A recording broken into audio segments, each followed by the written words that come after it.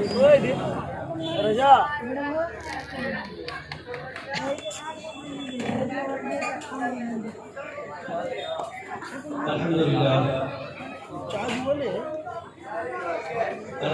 الذی ابدع الاخلاق والتقدیر والصلاة والسلام على من كان نبيا وآدم بين الماء والطين وعلى آله وصحبه وابنه وحزبه أجمعين أما بعد فأعوذ بالله من الشيطان الرجيم بسم الله الرحمن الرحيم ما آتيتم من ربا ليربو في أموال الناس فلا يربو عند الله وما آتيتم من زكاة تريدون وجه الله فأولئك هم المضعفون. وعن أبي هريرة عن النبي صلى الله عليه وسلم قال لَيَأْتِيَنَّ عَلَى النَّاسِ زَمَانٌ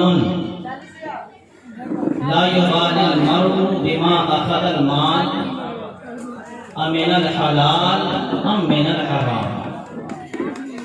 صدق الله العظيم وصدق رسوله النبي الأمين الكريم ونحن على ما قال ربنا لمن الشاهدين والشاكرين والحمد لله رب العالمين.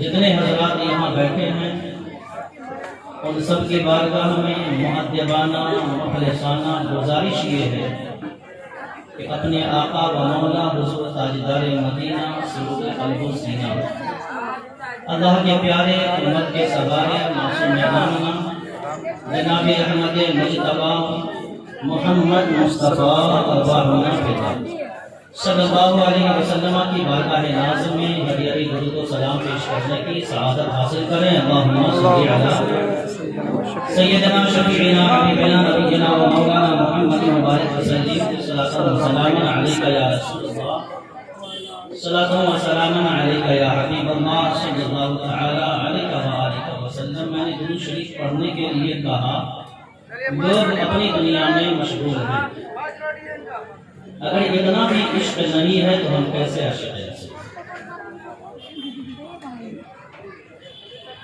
اس لیے توجہ میری طرف رکھتے ہیں تھوڑی دیر کے لیے.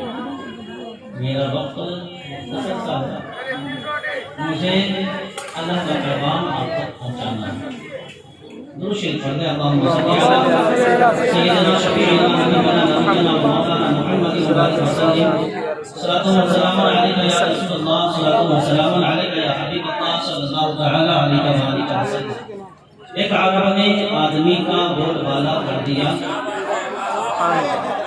ایک عرب نے آدمی کا بول بالا کر دیا، خاک کے ذروں کو ہمدوش سریا کر دیا.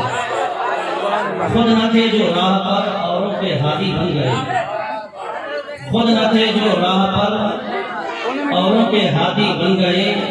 کیا نظر تھی جس نے مردوں کو مسیحا کر دیا، کیا نظر تھی جس نے مردوں کو مسیحا کر دیا. ایک شعر اپنے عنوان کے حوالے سے. مانگتے پھرتے ہیں اغیار سے مٹی کے چراغ،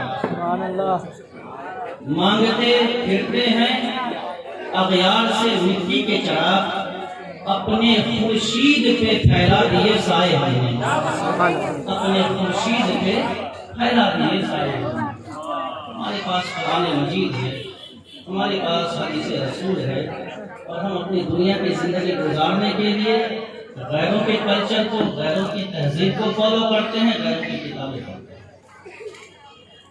اس کتاب کو پڑھیں، اس سے اپنے نظام زندگی کو درست کرنے کی کوشش کریں جو اللہ کی کتاب ہے، جو رسول اللہ کی حدیث ہے. میں نے قرآن مجید سورہ روم کی آئی، میرا عنوان سوز کر ہے. معاشرے میں پھیلی ہوئی یہ برائی ہے. اس ماہ روم کانفرنس میں آپ تشریف لائے ہیں تو اللہ کا ایک پیغام آپ لے کر اپنے آپ کو سنوارنے کی کوشش کر رہے ہیں۔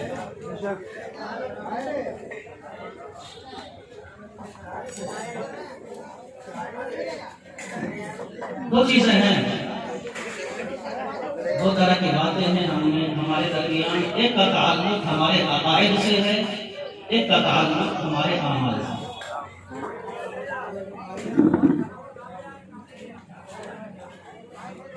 قرآن مجید کی آیت کو آپ پڑھیں گے،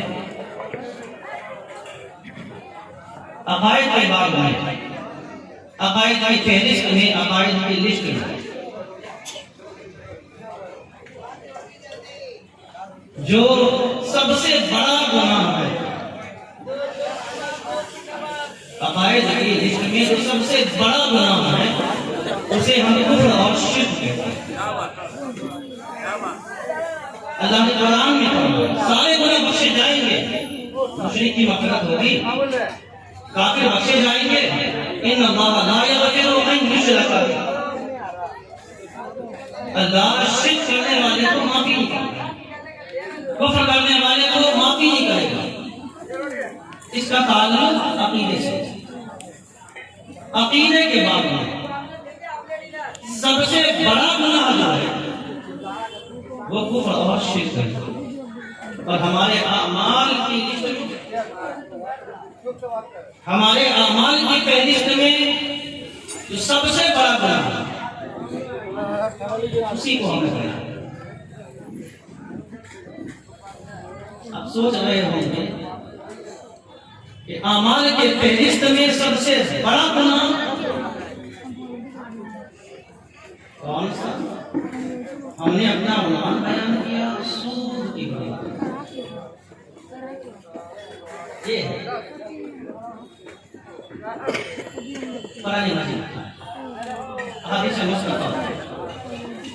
اللہ تبارک و تعالی نے قرآن مجید میں متعدد جگہوں پہ سود کی حرمت کو بیان کیا۔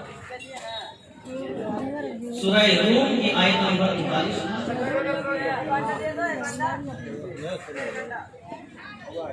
سورہ نساء آیت نمبر 130، سورہ بقرہ آیت نمبر 275 سے لے کر 280۔ اس کے علاوہ اور بھی متعدد جگہوں پر اللہ تبارک و تعالی نے سود کی حرمت کو بیان کیا۔ ایک بات قرآن مجید میں آپ غور کریں گے، دیکھیں گے جب کبھی پڑھنے کا موقع ملے، سود اور صدقہ دونوں کو ایک جگہ بیان کیا۔ صدقہ اللہ کی راہ میں خرچ کرنا، سود لوگوں سے مال لینا۔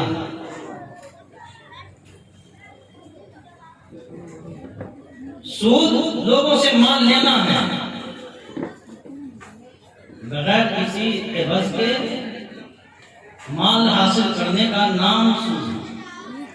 اس کی متعدد قسمیں ہیں، ہمیں جو بیان کرنا ہے اس میں ایک صورت قرض بھی آتی ہے، ایک صورت قرض بھی آتی ہے۔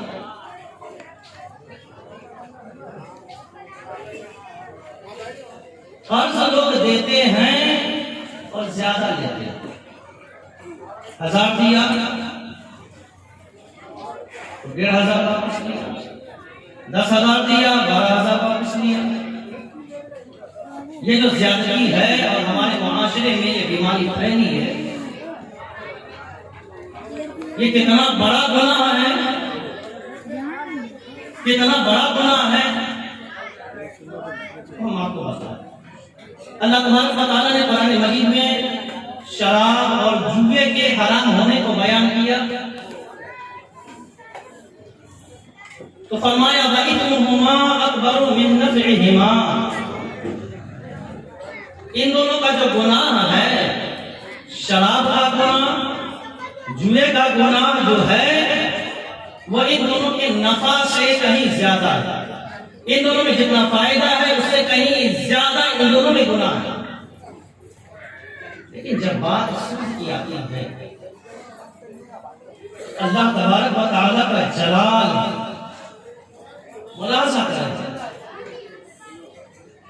فرمایا یا ایھا الذین آمنوا اتقوا اللہ وذروا ما بقی من الربا ان کنتم مؤمنین، اے ایمان والو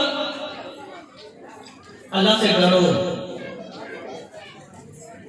اور جو کچھ سودی کاروبار تم نے کر رکھا تھا اب علم آ گیا تمہارے پاس، آیت کریمہ نازل ہو گئی، اس کی حرمت بیان ہو گئی، تو جتنا کچھ اب لوگوں کے ذمہ باقی ہے، جو تمہارا اصلی مال ہے، اصلی روپیہ ہے، اسے واپس لے لو، جو سود تم نے فکس کیا تھا اسے چھوڑ دو، وَذَرُوا مَا بَقِیَ مِنَ الرِّبَا، پھر فرمایا ان کنتم مؤمنین، اگر تم ایمان والے ہو، اگر ایمان تمہارے سینے کے اندر ہے چھوڑ دو۔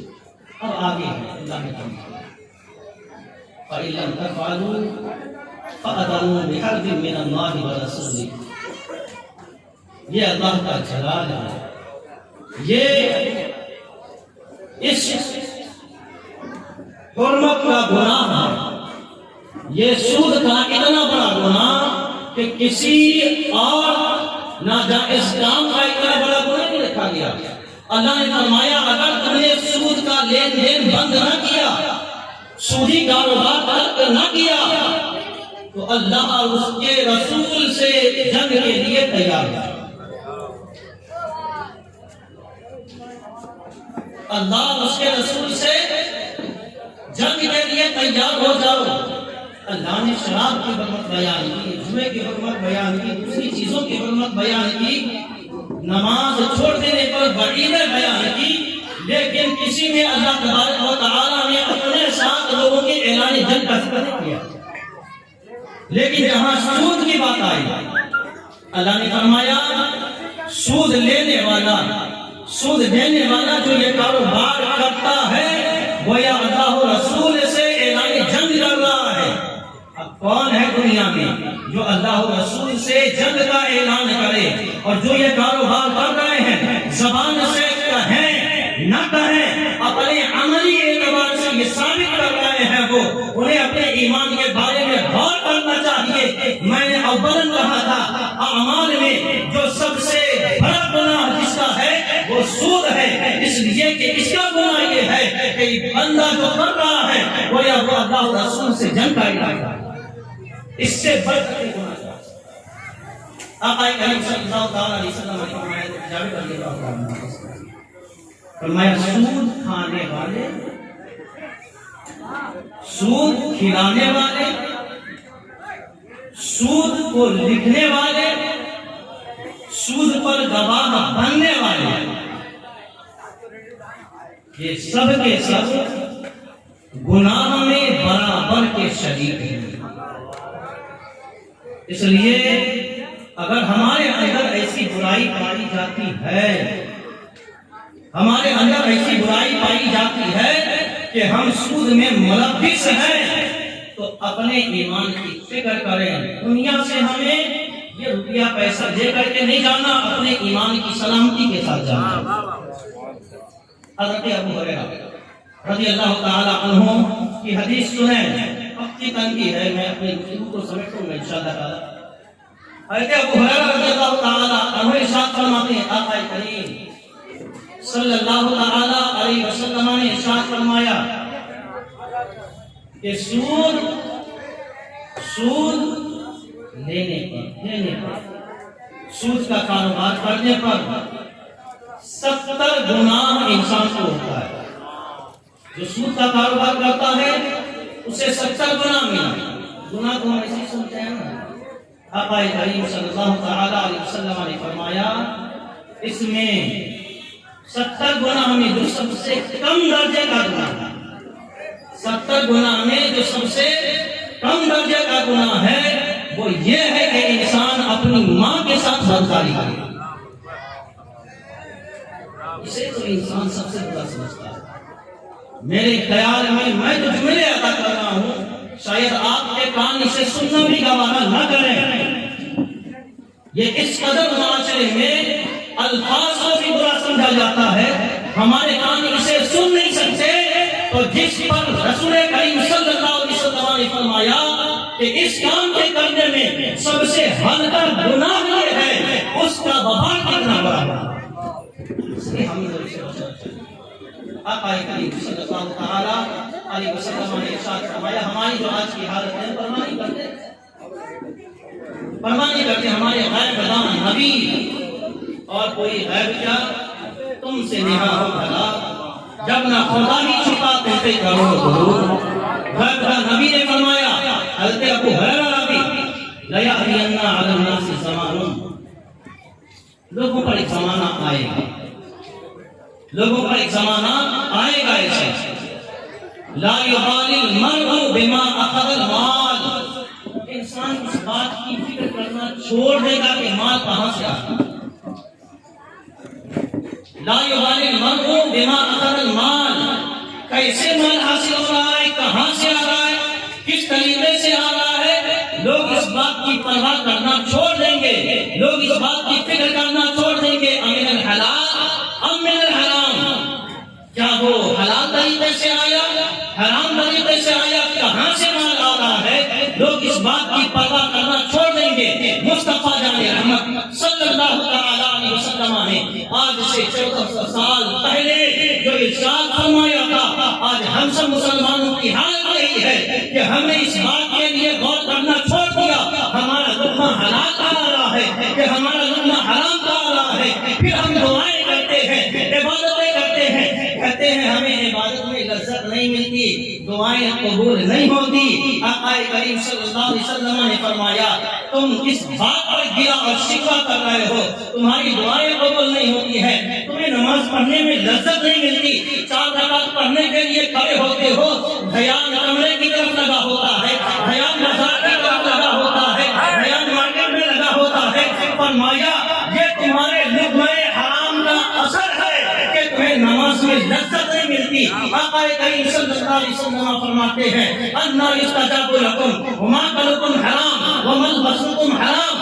ومشربکم حرام وغذی بالحرام۔ آقا کریم صلی اللہ علیہ وسلم فرماتے ہیں، تم دعائیں کر کے تھک جاتے ہو، تمہاری دعائیں قبول نہیں ہوتی، زبان پہ شکوہ ہوتا ہے، بڑی دعا کر رہے ہیں، قبول نہیں ہوتی۔ آقا کریم صلی اللہ علیہ وسلم فرماتے ہیں، تمہاری دعا کیسے قبول ہوگی جبکہ جو تم کھا کے آئے ہو وہ حرام طریقے سے حاصل کیا گیا تھا، جو پہن کر کے آئے ہو وہ حرام طریقے سے حاصل کیا گیا ہے، جو پوری کر کے آئے ہو وہ حرام طریقے سے حاصل کیا گیا ہے۔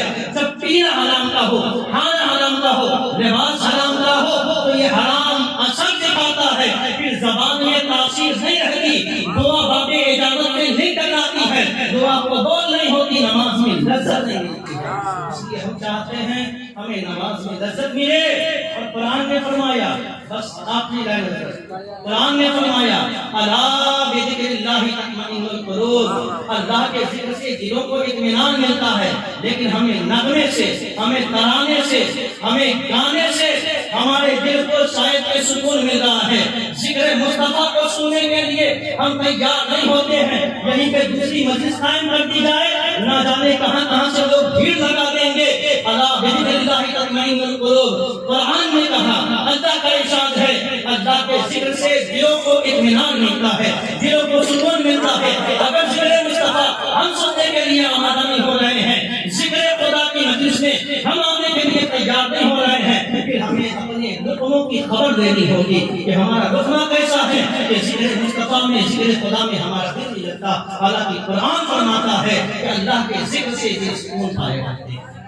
اللہ تبارک و تعالی ہمارے رزق کو حلال فرمائے، ہمارے لقموں کو حلال فرمائے، اور ہم سے بچنے کی توفیق عطا فرمائے۔ ہمارے وہ بھائی جو اس سود کی لعنت میں مبتلا ہے، اللہ تعالیٰ ان تمام مسلمان بھائیوں کو اس بری لعنت سے محفوظ رکھے، حرام غذا سے، حرام رکھنے سے ہمیشہ بچائے، ایمان کی سلامتی عطا فرمائے۔ استغفر اللہ ربی من کل ذنب واتوب الیہ وما علینا الا البلاغ۔